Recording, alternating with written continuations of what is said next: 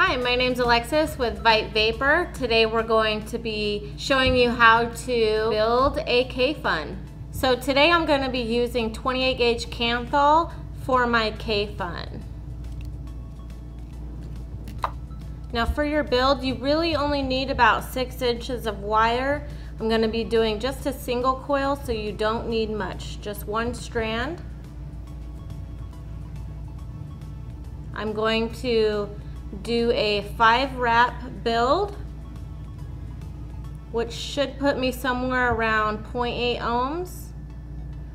Now with your coils, you want to make sure that they are nice and tight. Micro coils need to be touching.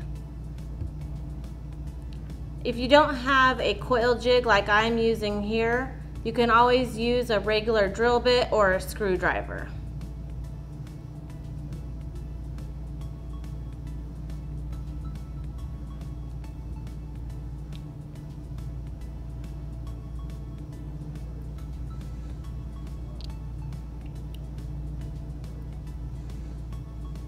Okay, so once you wrap your coil, if it isn't exactly perfect, that's okay, because once you put it on the device, we can do a little bit of adjusting.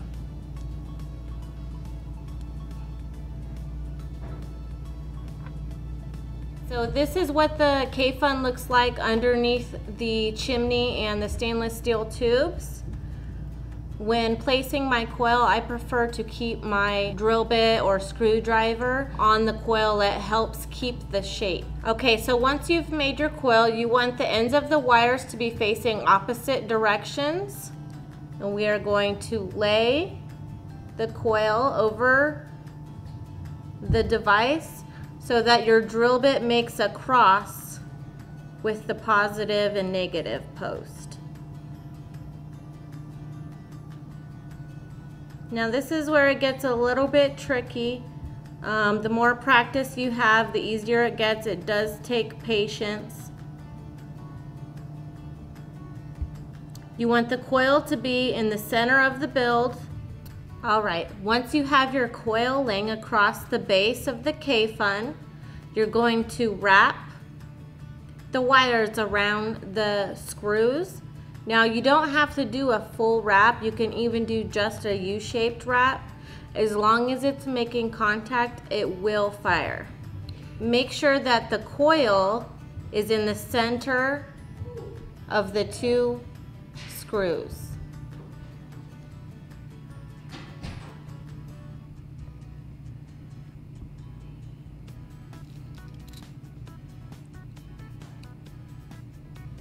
Okay, so once you've made your wrap around the screw, go ahead and tighten it down with any Phillips screwdriver. Most Kayfuns come with a small travel screwdriver. Any Phillips will do just fine. Go ahead and wrap. Like I said, you don't need to wrap the entire screw. Like I said, I do a U-shaped wrap. As long as it's making contact, the device will work. Now, if you don't keep your drill bit in while you're tightening down the screws, you will most likely lose shape of the coil. That's why it's important to keep your drill bit in with the coil until you are done tightening down the wire. Always make sure that your device is locked in case of accidental firing. Go ahead and take out your drill bit. Go ahead and snip the wires as close to the base as you can get it. Then I go ahead and put my drill bit back in. Now you want to make sure that your coil is not touching the base. You want your wire to only be touching the post. So if need be, you can go ahead and use your drill bit to raise it up just a hair.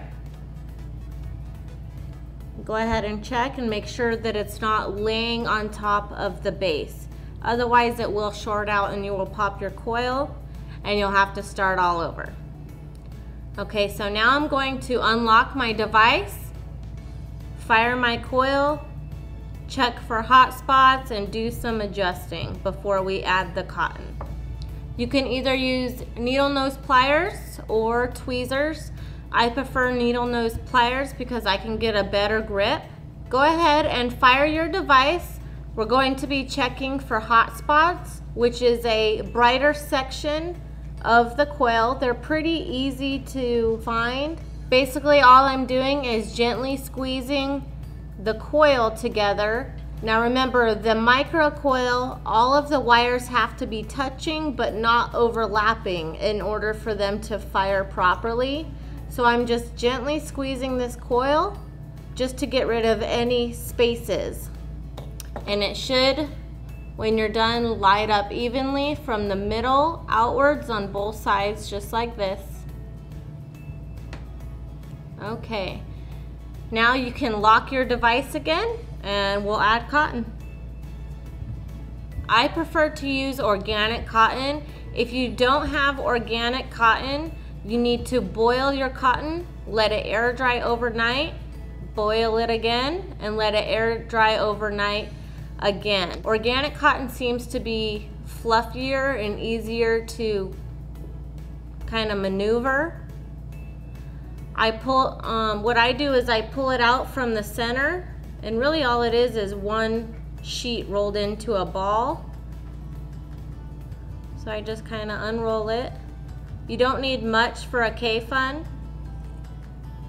Go ahead and cut a small piece. 2 inches is perfect.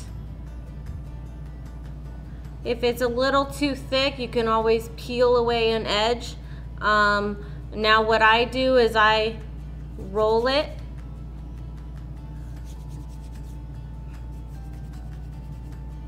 to create a point to get it through my microcoil. And this might be a little bit thick, but I'm going to go ahead and show you how you can peel away layers. So you'll want to twist the cotton as you're pulling it through. And don't pull too hard because you don't want to mess up the shape of the coil. And if you have to, just go ahead and peel away a few layers, just like that. Twist, pull through. There we go. Then the side that you rolled up, go ahead and unroll it and fluff it back out. And we're going to cut the cotton. You want to cut the cotton so that it lays right above this lip here. This little cutout is your juice well. That's where the juice is. Once the tank is sealed, it will pressurize and it will push the juice through these wells up onto the cotton. So the cotton only needs to just lay above this lip.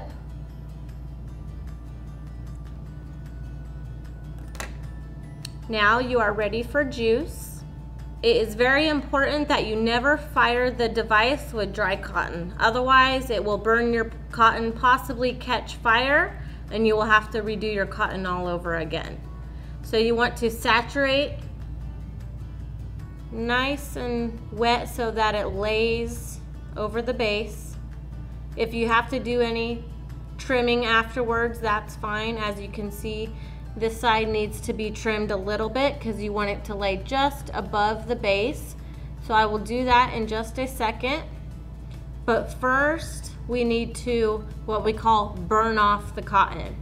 Okay, basically we are burning off any impurities. Cotton also has a kind of a funky taste.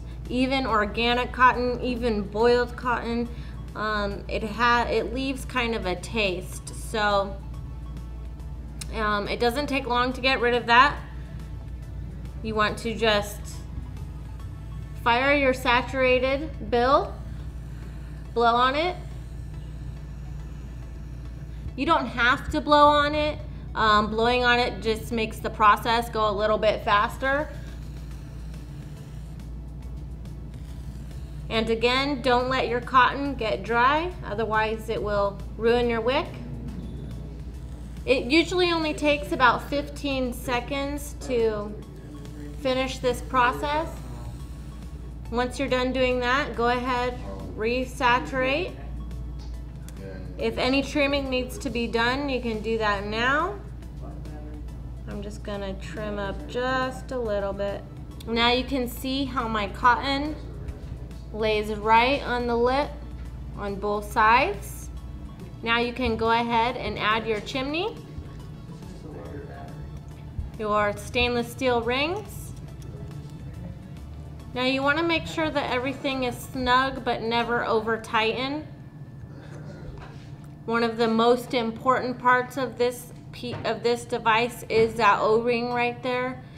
Without that O-ring, the device will not pressurize, it will leak, it just won't work properly. So make sure that that O-ring is there.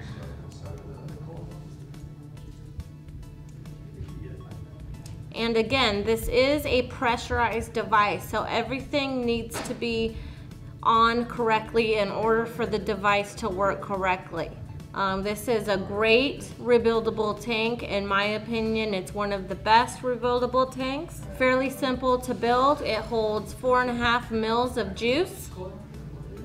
In order for this tank to pressurize correctly, it does need to be filled upside down.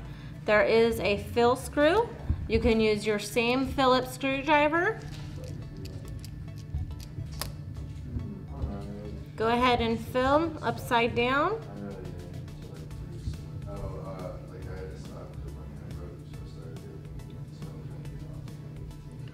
Once the level of your juice passes the top of the clear window, you have about 1 milliliter of space left, and if you overfill, it will flood your tank. I would do like 1 or 2 more squirts after the top of the clear window, unless of course you're using a measured syringe.